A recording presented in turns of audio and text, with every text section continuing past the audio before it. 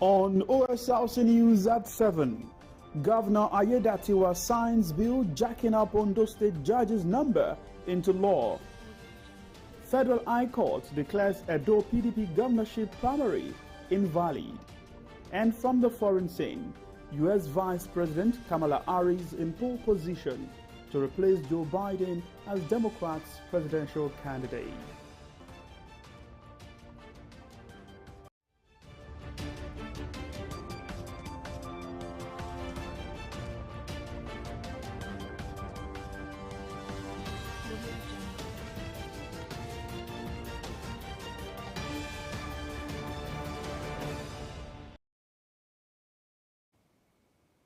Good evening. Thanks for joining us on the news at 7.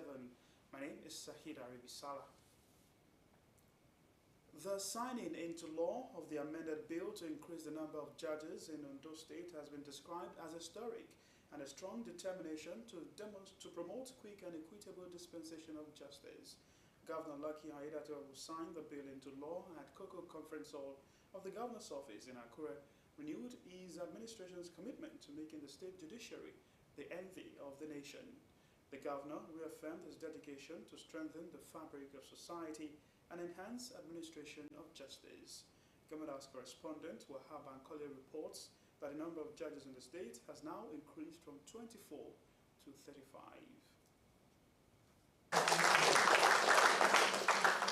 The historic event held at the Cocoa Conference Hall of the Governor's Office in Akure to sign the amended bill to increase the number of judges in Ondo State into law was attended by top government officials led by Governor Lucky Ayedatiwa, lawmakers, members of the bar and the bench, as well as political associates.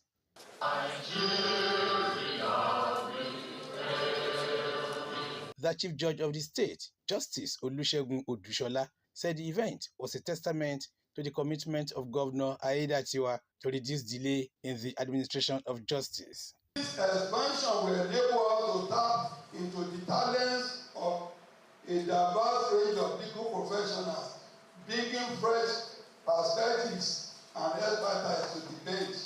Speaker of the State House of Assembly, Olamide Oladiji, who applauded the governor for his doggedness to reduce the floodgate of litigation in the state, said the amended bill was passed by the lawmakers on the 27th of June 2024. The bill will open the frontier of judiciary toward the appointment of quality lawyers in occupying the bench. This will enhance quick delivery of justice. Governor Lucky Ayedatiwa, who described the occasion historic, said it will help to promote quick and equitable dispensation of justice in the state.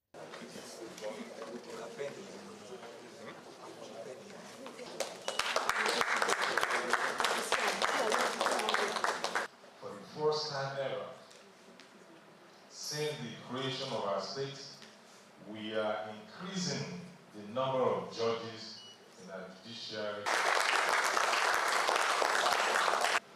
As I signed this bill into law today, we not only expand access to justice, but also fortify the foundation of our democracy. By increasing the number of judges, we are not only reducing the workload of the existing judges, but also enabling the judiciary to tackle the backlog of cases. We equally ensure timely and faster administration of justice, thereby reducing congestions in our courts, a demonstration that our state is a beacon of progress where the rights and dignity of all citizens are cherished and protected. Governor Ayedatiwa, who renewed his administration's commitment to make the state judiciary the envy of the nation, reaffirmed his dedication to strengthen the fabric of society and enhance administration of justice. It is indeed a momentous occasion that demonstrates our unwavering commitment to justice, equality, and the rule of law. Let us celebrate this momentous occasion with pride, knowing that our collective efforts will resonate for generations to come. The governor appreciated the State House of Assembly for the quick passage of the bill, which are promised to sustain the cordial relationship among the arms of government in the state. With this development, the number of judges in the state has now increased from 24 to 35. Wahab Bankole, Osrc News. Governor Lucky Aiyedatiwa has advised heads of local government administration across the 18 council areas to be more committed to their duties. The group, under the aegis of Conference of Heads of Local Government Administration, were in Akure to the governor on critical issues as it relates to development at the grassroots. Speaking on behalf of the team, the chairman, Marian Awotoye, commended Governor Aiyedatiwa for his people-oriented programs and projects since assuming office. Represented by his deputy, Dr. Laide Adelami, the governor, who spoke after the meeting, thanked the group for the visit, which he described timely and purposeful. He charged them to deploy their administrative skills in the day-to-day running of the local government for optimal results, assuring that his government will continue to prioritize the welfare of workers. Ondo State government has embarked on a sensitization campaign to prevent cholera outbreak in the state.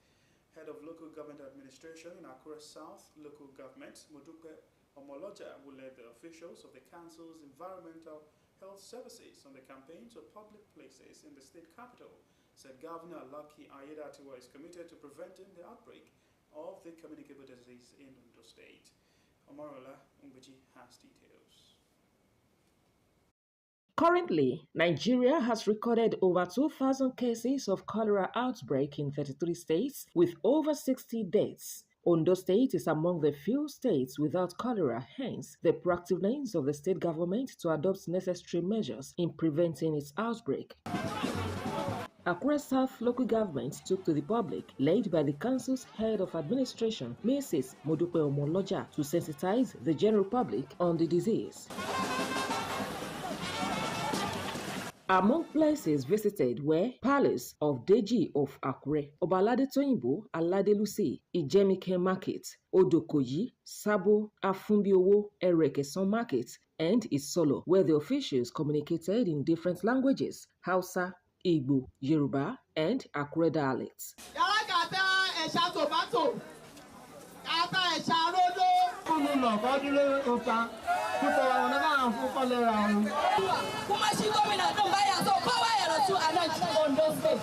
Mrs. Omoloja said the exercise is needed at this time when the state is free. The governor now deems it fit that we need to sensitize our people so that, because he doesn't want to do any mass burial in Ondo State. And that is the reason why we are here this morning, to sensitize our people, to let them know that they have to be hygienic.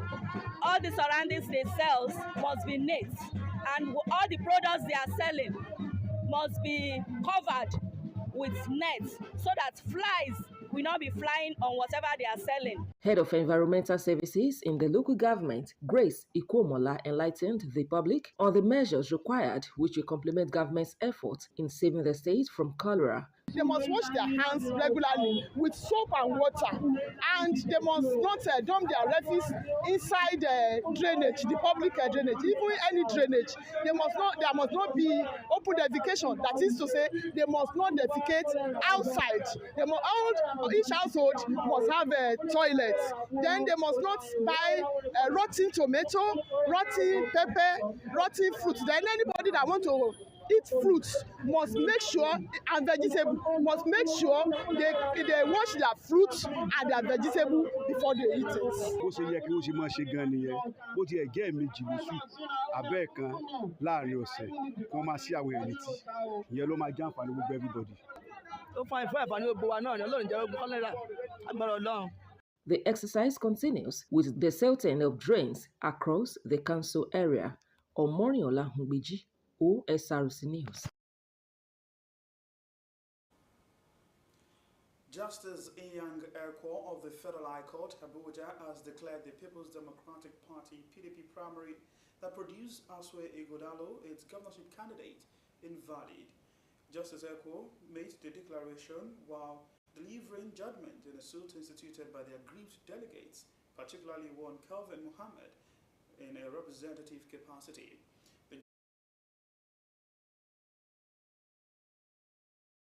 supposed to vote at the primary election were unlawfully excluded by PDP. The court held that both the provisions of the Electoral Act 2022 and the PDP guidelines were grossly violated in the conduct of the primary at the Samuel Ogbemudia Stadium in Benin. The Edo State governorship election is fixed for September 21 this year. The Court of Appeals sitting in Abuja has dismissed the ex parte order issued May 10, 2024 by the Rivers State High Court in Port Harcourt, which barred Martins Amewole from parading himself.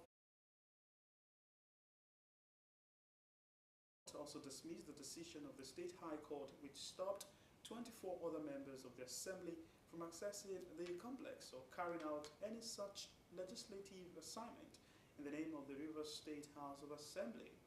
A three-man panel led by Justice Jimmy Olukayode Bada, while delivering judgment, upheld the appeal filed by a factional speaker of the Rivers State House of Assembly, Martin Amewole, and 24 others against the Speaker, Victor Okojumbo, and 2 others.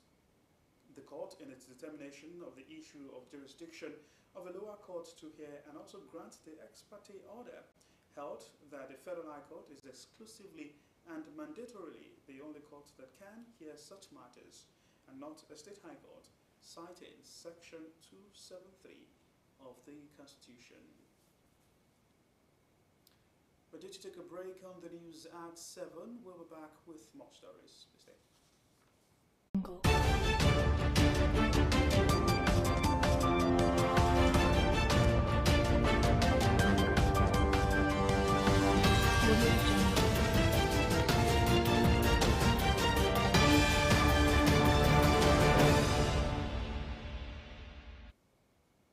Thank you for rejoining us on the news tonight. You can watch us live on our website www.osrc.ng or follow us on Facebook at Osrc TV, and on YouTube you can subscribe to our channel Osrc TV Ondo. President Bola Tinubu says his administration seeks to inject 2 trillion naira into the economy in the next 6 months. He inaugurated his Presidential Economic Coordination Council, drawn from different sectors of society and the economy. The president at the inauguration presented the outcomes of his review of the Accelerated Stabilization and Advancement Plan.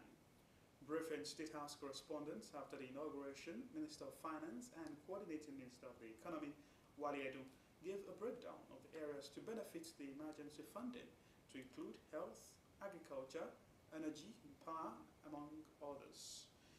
A member of the group, Tony Elumelu, said with the full participation of the private sector in the Tinubu's government, things would improve for better and more jobs created. To Oyo State now, where the Oyo State government has declared Monday, July 8, Work-Free Day to commemorate and celebrate the new Islamic calendar year, Hijra 1446 AH. According to the Commissioner for Information, Dr. Oyelade, the state government recognizes the importance of Hijra in the lives of Muslim brothers and sisters. He urged all residents to use the occasion to pray for peace, unity and prosperity in the states and the country as a whole. Mr. Oyelade further called on people of Oyo State to use the opportunity to reflect on the teachings of Hijra, pray for the well-being of the state as well as Nigeria, and come together in the spirit of solidarity and brotherhood. Christians have been tasked to strengthen their relationship with God by obeying His commandments so as to usher in abundant blessings. A clergyman, Reverend Taufik Dairo, gave the charge during the July edition of the Ondo State Christian Welfare Board's monthly prayer meeting. At the event, faithful gathered to pray for Nigeria, Ondo State and its workers, and to seek spiritual guidance in the second half of the calendar year. Details of the report. The prayer meeting commenced with soulful song ministrations, filling the atmosphere with melodies of praise.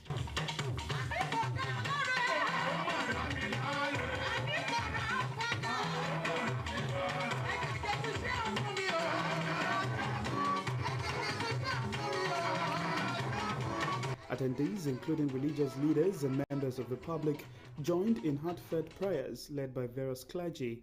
The atmosphere was one of solemnity and hope as participants sought divine intervention in addressing various societal challenges. The chairman of the Christian Welfare Board, Reverend Raphael Agbola, highlighted the significance of such gatherings in fostering unity and spiritual strength among believers. Reverend Agbola emphasized the importance of prayer in shaping the destiny of the nation and the state, urging participants to remain steadfast in faith despite prevailing challenges. So this is why we are inviting people to come so that their faith can also be strengthened in Christ Jesus.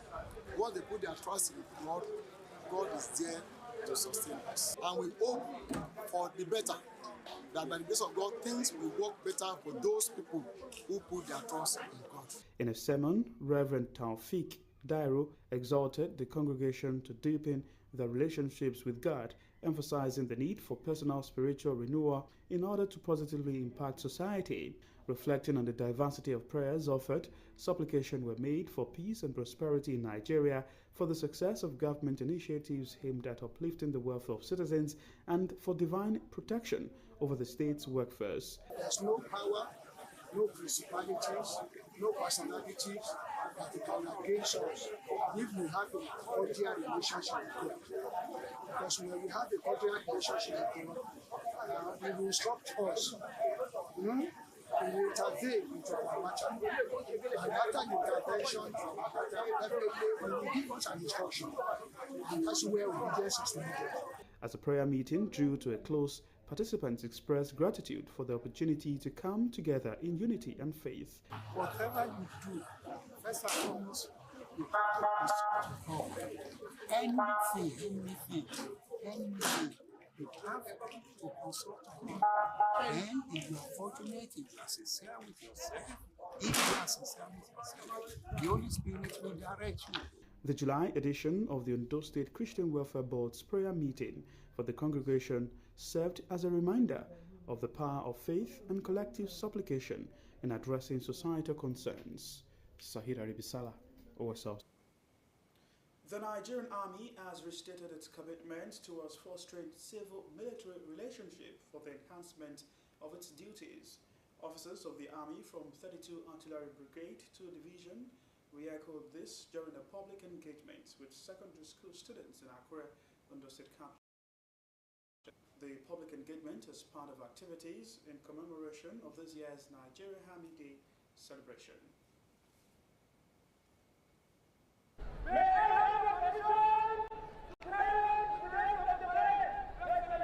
The Nigeria Army's 161 years of existence is one that has witnessed several transformations, with the Global Firepower Index of 2024 ranking the Nigeria Army 39th out of 145 countries. While the evolving security dynamics in Nigeria is increasing the Army's visibility in combating crimes and criminality within the nation's territory, enhancing the civil-military interface has become key. One of the activities for the commemoration of the 2024 Nigerian Army Day celebration is this public speaking engagement. Officers of the 32 Artillery Brigade in Ondo State under the 2 Division are here at Oyemekun Grammar School, Akure, to interface with the students. The team lead, Lieutenant Colonel Oluwaseun Quadri, said the initiative is part of the Army's commitment to foster civil-military relationship. Day in, day out, week in, week out, the Army is recording successes against the fight against all these security challenges. And I think the Army is doing well, and there's need for the public to know and support the Army in this fighting. Lieutenant Colonel Quadri said the students, as young Nigerians, have the potentials to imbibe the spirit of courage and selfless service to the country. Being able to educate the students on the operation and activities of the Army, we have been able to inform them better about what the Army is all about, and I am sure they are now well informed about the military and the Army in particular. In the next 7 to 10 years, I'll be expecting to see some of them in the Army. Lieutenant Miles Umbank, in his lecture, emphasized the need for the students to be patriotic citizens, imbibe the spirit of honesty, discipline, and stay away from drug abuse. The vice principal of the school and students commended the Nigerian Army for the initiative, noting that the interaction has broadened students' perspectives and motivated them towards meaningful career paths. This talk has been wonderful and it's an eye-opener. It has really corrected a lot of misrepresentations that the students have towards the Nigerian Army. Before I was like, Army, all about Army is war, war, war. But now I can learn that in Army we are having doctors, lawyers, medical personnel, all aspects. And so it has changed my message from like Army, war, Army, war. As Nigeria celebrates 2024 Army Day with the theme Transforming the Nigeria Army, imperative for combating contemporary security challenges within a joint environment, events like these underscore the importance of bridging the gap between the armed forces and the community they serve, thereby inspiring the next generation to embrace opportunities that contribute to national unity and security. Sahid Aribisala, Osrc News.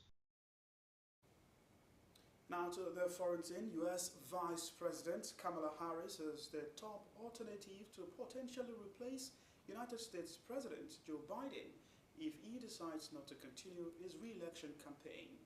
That's according to sources at the Biden campaign, the White House, and the Democrats' National Committee, with knowledge of current discussions on the topic. Aderunke Kolaole has more. Vice President Kamala Harris is the top alternative to potentially replace U.S. President Joe Biden if he decides not to continue his re-election campaign. Thank you, thank you, thank you, thank you, thank you. That's according to 7 senior sources at the Biden campaign, the White House, and the Democratic National Committee with knowledge of current discussion on the topic. Talk of replacing Biden at the top of the Democratic Party's presidential ticket, mounted after his fumbling, sometimes incoherent and widely panned first debate performance against Republican rival Donald Trump last week. I think he's delivered for the American people. He's laid out an economic plan. Some have floated alternatives like Democratic Governor Gavin Newsom from California, Grace Weimer of Michigan, and Josh Shapiro of Pennsylvania. But sources said that sidestepping Vice President Harris is wishful thinking and almost impossible. The stakes of this race could not be higher. Those sources said 59-year-old Kamala Harris would take over money raised by Biden campaign and inherit campaign infrastructure. Sources also said she also has the highest name recognition among all the alternatives and the highest polling among Democrats who could seriously be considered a candidate. In a Reuters Ipsos poll published this week, Harris trailed Trump by just 1 percentage point at 42% to 43%, a difference that was well within the poll's 3.5 percentage point margin of error. That makes her statistically just as strong as Biden, who pulled even with Trump in the latest survey. To take a step back, it was a bad night. We understand that it was a bad night. Press Secretary Karine Jean-Pierre acknowledged the president's poor performance at the debate, but she insists he will continue to make the case for a second term. And when you look at the record of President Biden versus former President Trump, you see President Biden, who has delivered the strongest recovery in modern history, versus the previous administration, whose plans hurts the middle class. The decision to step aside will be Biden's and his alone, and Harris Ailes dismissed any talk of a Democratic ticket that doesn't include both Biden and Harris. In a statement, her office said, quote, Vice President Harris looks forward to serving a second term with President Joe Biden. Aderunke Kolaole, Osrc News. The Lebanese National Council for Scientific Research says there have been 175 Israeli attacks on South Lebanon using white phosphorus since then the war started many months ago. White phosphorus munitions can be used in war to make smoke screens, mark targets, or burn buildings, but since they can cause serious burns and start fires, international conventions prohibit their use against military targets located among civilians. Akintunde Akinshomola dwells into the plight of Lebanese farmer Zakari Farah. Lebanese farmer Zakaria Farah fears his fields are not safe to grow crops in. The 30-year-old worries the land has been poisoned by the Israeli military's use of white phosphorus since October, when exchanges of fire erupted between Israel and Hezbollah in parallel with the Gaza war. We're stuck inside our houses. It's been 8 months, entering the 9th month. No one is feeling for us. No one feels the daily suffering in our morale. We're suffering every minute. We're afraid for our future. We're afraid for the future of our children, for the future of our land. What can we eat? What can we drink? Maybe the groundwater has phosphorus. We don't know if yes or no. This is why we are really, really, really living in hell. White phosphorus munitions are a chemical weapon and can be used in war to make smoke screens, mark targets, or burn buildings. However, international conventions prohibit their use against military targets located among civilians. Lebanon is a party to those international protocols, while Israel is not. In June, Human Rights Watch said it had verified the use of white phosphorus in at least 17 municipalities in southern Lebanon since October, including some unlawfully overpopulated residential areas. Outside the southern town of Kualiya, with shelling in the distance, Farah collected earth samples to send to the American University of Beirut for testing. Some farmers have left altogether, but Farah hopes he can learn whether he can plant his fields once hostilities end. One feels sorry for his land, but what can we do? These are the soils that come from different places. Dr. Rami Zoraik, a soil chemist at AUB, has developed a research protocol to collect and examine the samples from various distances from the is what happens to the soils and to the plants in locations that have received white phosphorus bombing. Does the phosphorus remain? In what concentrations? Does it disappear? However, farmers are unwilling to gather more soil due to the steady pace of Israeli shelling. We have obtained a few results. They are too few to be able to talk about the general area, but they are sufficient for us to say that our methodology is reliable. Green Southerners, a collective of ecologists and nature lovers in Lebanon South, have filmed several incidents of shelling, they say, show telltale signs of white phosphorus attacks. The group's chairman said the attacks amount to deliberate or negligent mass destruction of a natural environment by humans. The Israeli military said smoke shells that do include white phosphorus was used to create smoke screens only. Akintunde Akinshimola for Osrc News. Sport news now. Super Eagles have been drawn in Group D for the qualification race of the 35th Africa Cup of Nations finals. Also in the group are Rwanda, Libya, and Benin Republic. The top 2 teams in the 11 groups qualify directly.